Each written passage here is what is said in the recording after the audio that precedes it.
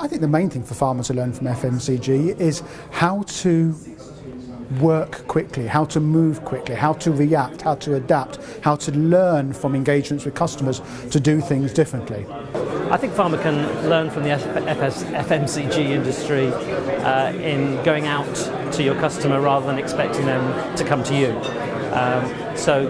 We know lots of consumer brands are using social media very effectively. They're going where the user is, providing them with interests, sometimes quite stimulating content that really buys them engagement and allows them to build their brands and credibility.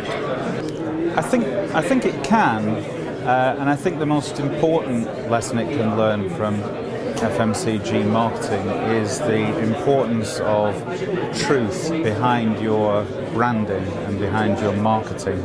And sometimes I think that perhaps we've lost that.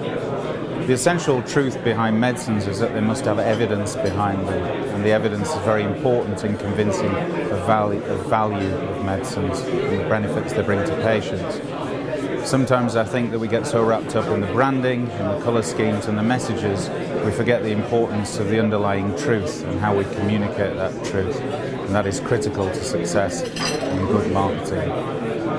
I'm not sure that FMCG is a good example, mainly because we're finding that a lot of other industries, the telco industry for example, the retail industry, are really way ahead of pharma in this sector, and we've got many clients that are doing exactly that. Clients like Vodafone, like Everything Everywhere, many more besides, and they're all moving to multi-channel, not multiple channels. They've already gone down that route and they've learned that's not the way to go.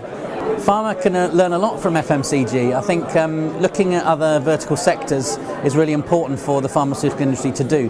The issue previously has been that actually it's been frustrating because a lot of the other things that pharma sees going on in other sectors, they believe they can't replicate. So the important bit is taking the things from FMCG and other sectors, other verticals, and bringing the appropriate parts into pharma and learning that way. And that isn't always done by a lot of the agencies that work with pharma. So.